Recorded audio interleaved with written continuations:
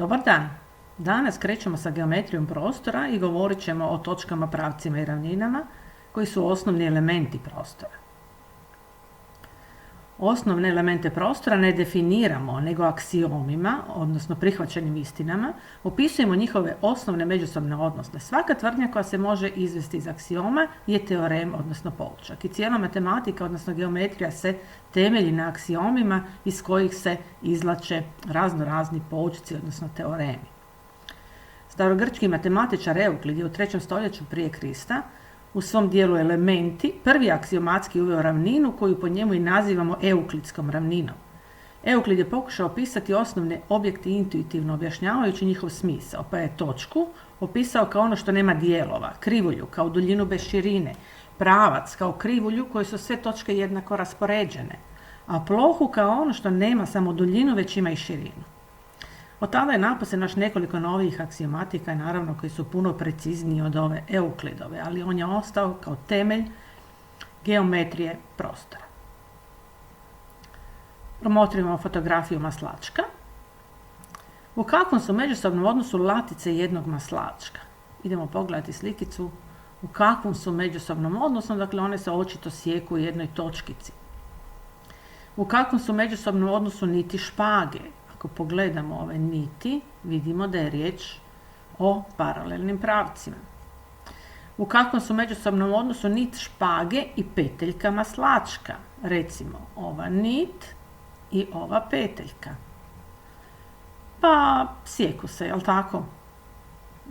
Neke se sjeku, neke su mimoilazne. Osnovni elementi ravnine su znači točke i pravac. U prostoru, osim točaka i pravaca, važni skupovi točaka su ravnine.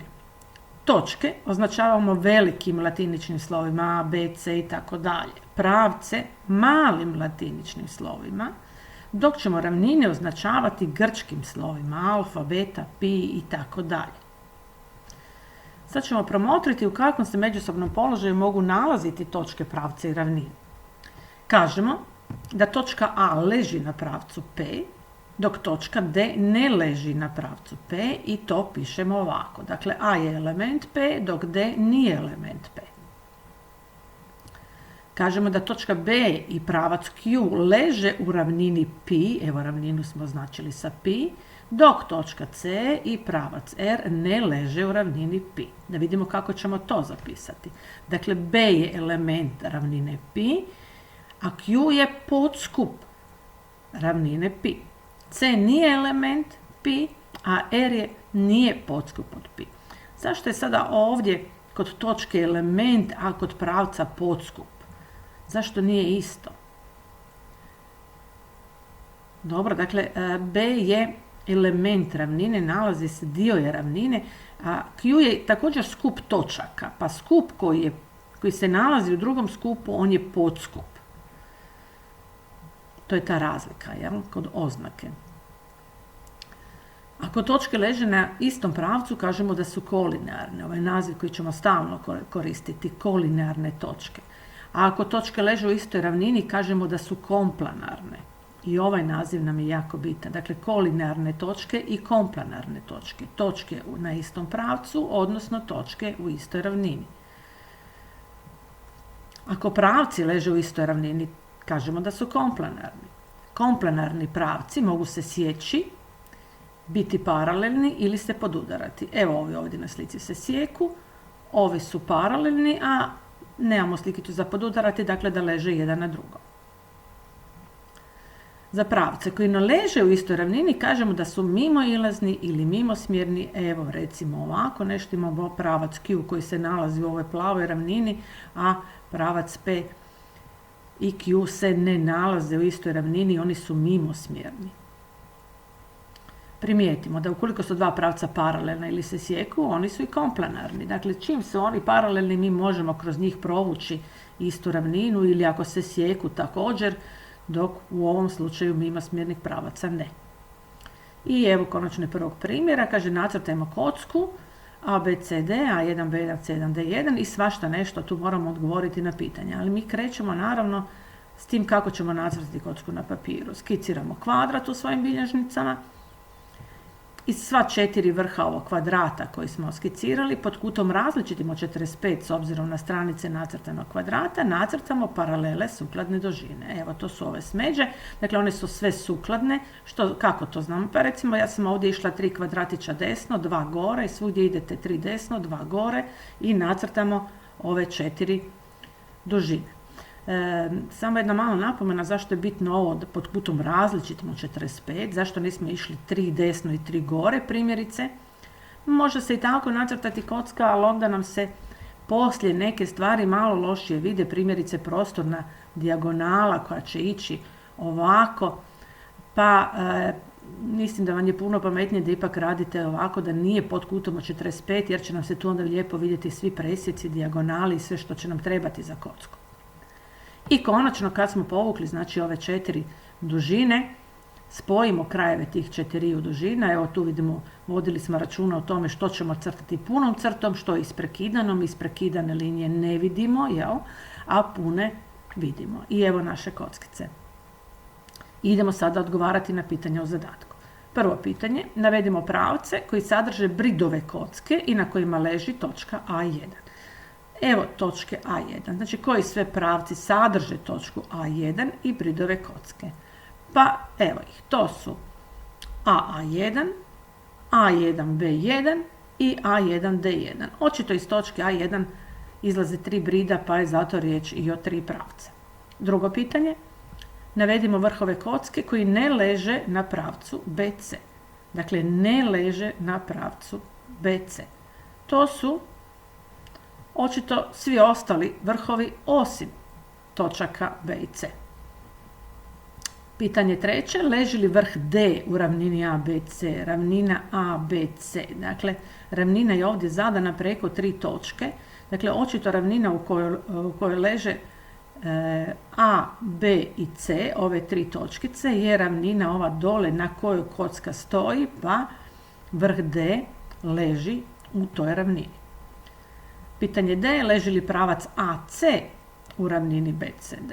Dakle, pravac AC je dijagonala ovog dole kvadrata, kroz nju prolazi i ona se također nalazi u toj ravnini. Jesu li točke A, B i A1 kolinarne? A, B i A1, to su vrhovi trokuta i oni nisu kolinarni. Jesu li točke A, B, A1 komplanarne? Ovo je nešto drugo. One jesu komplanarne, jer kroz svake 3 točke koje nisu na pravcu možemo provući ravninu i to je ovdje riječ o ovoj ravnini u kojoj se nalazi ova prednja strana naše kocke. Pitanje pod G, navedimo 2 komplanarna pravca na kojima leže bridovi kocke. Evo primjerice A1B1 i A1D1, to su pravci koji su komplanarni i nalaze se u ravnini u kojoj se nalazi ova gornja ploha naše kocke. Nastavljamo sa teorijom. Određenost pravca. Dakle, kažemo da je pravac određen zadanim elementima ako postoji samo jedan pravac tim elementima. Tada kažemo da je određen, u protivnom nije. Pravac, primjerice, nije određen jednom točkom, jer kroz zadanu točku možemo provući beskonačno mnogo pravaca. Ali je pravac određen s 2 točke, jer kroz zadane 2 točke prolazi samo jedan pravac. Evo tu vidimo što znači biti određen i ne biti određen. Što je s ravninom? Kažemo da je ravnina određena zadanim elementima ako postoji samo jedna ravnina s tim elementima. Primjerice, ravnina nije određena sa 2 točke, jer kroz 2 točke možemo provući beskonačno mnogo ravnina. Ali je ravnina određena s 3 točke, koje naravno nisu kolinarne, ne smiju ležati na istom pravcu, jer kroz 3 takve točke prolazi samo jedna ravnina. Dalje, ravnina nije određena jednim pravcem, jer kroz jedan pravac opet možemo provući beskonačno mnogo ravnina. Ravnina također nije određena ni mimosmjernim pravcima, jer oni uopće ne leže u istoj ravnini, pa ne određuju ravninu. Tu ne možemo ni jednu pronaći. Ravnina je određena s 2 pravca koji se sjeku, jer postoji samo jedna točka koja sadrži, samo jedna ravnina koja sadrži ta 2 pravca. Također je ravnina određena s 2 paralelna pravca. Samo jedna ravnina, znači kroz njih prolazi. ravnina nije određena pravcem i točkom na tom pravcu, jer u ovom slučaju možemo tu provući beskonačno mnogo ravnina, ali je određena pravcem i točkom koja ne leži na tom pravcu. Idemo na drugi primjer. Nacrtajmo kocku. Navedimo dva paralelna pravca na kojima leže bridovi kocki. Pa recimo da su to BC i AD. Evo, tu je riječ o paralelnim pravcima na kojima leže bridovi kocke. Navedimo dva mimoilazna pravca na kojima leže bridovi kocke. Pa, na primjer, AB i ovaj ovdje CC1. Možemo ih hrpu nabrojati, ali evo, ovo je recimo par međusobno mimoilaznih pravaca. Promotrimo ovu fotografiju zrakoplova na nebu i tragova koje ostavljaju, kako su u odnosu njihove putanje. Sad, ako je riječ o 2D prikazu, onda bi ispalo da se ovi pravci sjeku, no međutim mi znamo da to nije tako i da je ovdje riječ o mimoilaznim pravcima, zrakoplovi se neće sudariti. Idemo promotriti kakav može biti međusobno položaj dvaju pravaca u prostoru. Oni mogu imati zajedničke točke, primjerice, evo ova dva pravca se sjeku u točkici T. To pišemo ovako, P presjek Q jednako skup koji sadrži samo jednu točkicu T. Dalje, oni se mogu podudarati, dakle leže jedan na drugom pa je njihov presjek ujedno sam pravac. Ali dva pravca u prostoru naravno ne moraju imati zajedničke točke. Evo, ovdje je riječ o paralelnim pravcima, njihov presjek je prazan skup i nemaju zajedničkih točaka. Ove dvije gdje su pravci mimoilazni također je njihov presjek prazan skup i nemaju zajedničkih točaka. Dalje, dvije ravnine u prostoru mogu imati zajedničke točke na način da se podudaraju pa je njihov presjek ujedno ta ravnina, ili je riječ o ravninama koje se sjeku duž jednog pravca. Njihov presjek je tada pravac P. Ali naravno dvije ravnine ne moraju imati zajedničke točke, evo ga, mogu biti paralelne, njihov presjek je tada prazan skup. Da vidimo međusobni položaj pravca i ravnine. Pravac i ravnina mogu imati zajedničke točke, primjerice da pravac baš leži u toj ravnini, pa je njihov presjek pravac, ili da pravac probada ravninu u točkici T. Tu točkicu T onda nazivamo probodištem pravca i ravnine. I pišemo da je alfa presjek P jednako skup koji sadrži točkicu T. Pravac i ravnina ne moraju imati zajedničke točke, evo ga, primjer kada je pravac paralelan sa ravninom i njihov presjek je prazan skup. Promotrit ćemo sada ovu fotografiju Glazbene akademije u Zagrebu. Poznata nam je.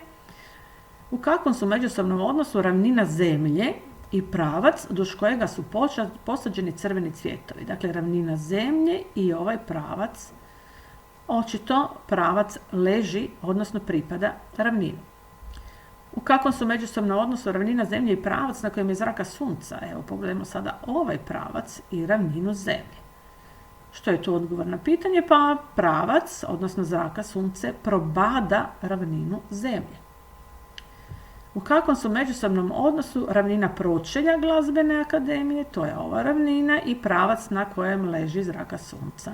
Sad se to ovdje ne vidi baš najidealnije na fotografiji, ali mi znamo kako to izgleda i možemo odgovoriti da je pravac paralelan ravnini pročelja. I to je bilo sve. Evo, vidjeli smo dosta te uvodne teorije. Tu je zadaća za vas.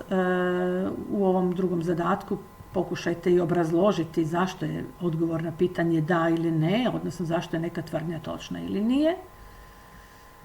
Ja vas pozdravljam i to bi bilo sve za danas.